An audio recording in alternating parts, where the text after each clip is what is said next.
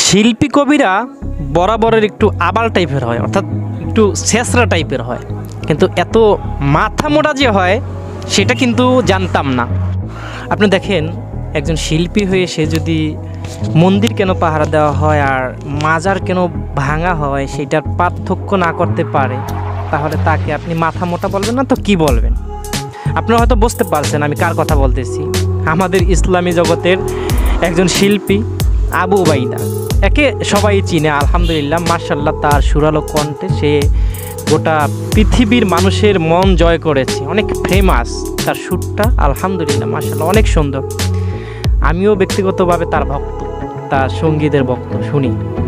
এখন দেখেন সে প্রশ্ন তুলছে, আপনারা জানেন কিছুদিন আমাদের সেই বৈষম্য বিরোধী ছাত্র আন্দোলনের পর থেকে আমাদের কিছু আলেমোলামারা, আমাদের দেশের আলেমোলামারা হিন্দু ধর্মের ভাইদের মন্দিরগুলো পাহারা দিয়েছে, যেন উগ্রপন্থীরা, যেন সন্ত্রাসীরা তাদের মন্দিরে আক্রমণ না করতে পারে। মূলত এখানে হেকমত এইটি যে উগ্রপন্থী যারা রয়েছে, যারা সন্ত্রাসী রয়েছে, তারা এই মন্দিরে আক্রমণ করে মন্দির ভাঙিয়া মুসলমানদের নাম দিবে এবং যারা আলেমোলামা আছে তাদের নাম দিবে যে তারাই এই মন্দির ভাঙছে শেখ হাসিনায় বাংলাদেশ থেকে চলে যাওয়ার পরে। এটাকে এইভাবে উপস্থাপনা করে ইন্ডিয়ার কাছে প্রেজেন্ট করবে এবং ইন্ডিয়া এইটা দেখা দেখা মানে বাংলাদেশের দিকে চাপ প্রয়োগ করবে, এরকম কিছু আর কি। এই জন্য মূলত সেই মন্দিরগুলো পাহারা দিয়েছে আলেমোলামারা, দায়িত্ব নিয়েছে, ইসলামী আন্দোলনের ভাইরা দায়িত্ব নিয়েছে।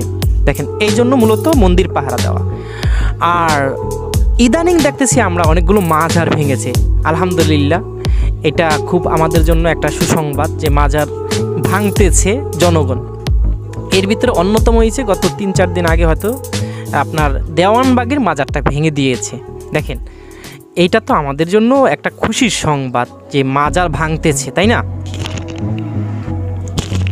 এখন এই সামান্য বিষয়টা যদি আপনার মাথায় কাজ না করে, মাথায় না ঢোকে যে মাজার কেন ভাঙতেছে আর মন্দির কেন পাহারা দিল, তাহলে আপনাকে কি বলবো বলেন? মাজার তো এই জন্যই ভাঙতেছে যে মাজারে যারা পূজা করে, মাজার পূজারী যারা, তারা মূলত মুসলিম, তারা মুসলিম পরিচয় দিয়ে মুসলমানের সন্তান হয়ে তারা মাজারে সিজদা করে।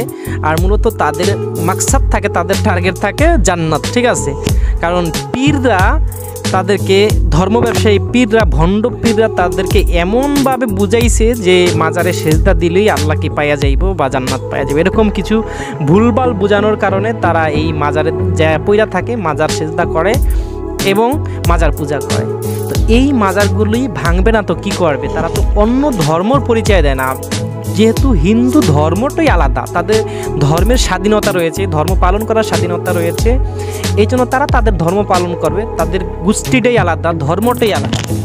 আর মাজার যারা পূজা করে তাদের ধর্ম মুসলিম ধর্ম এবং তারা আখিরি নবীর উম্মাহ, ঠিক আছে? এই আখিরি নবীর উম্মাত হইয়া তারা মাজার পূজা করবে, আর এটা আমরা মাইনা নিই, এটা হইতে পারে না।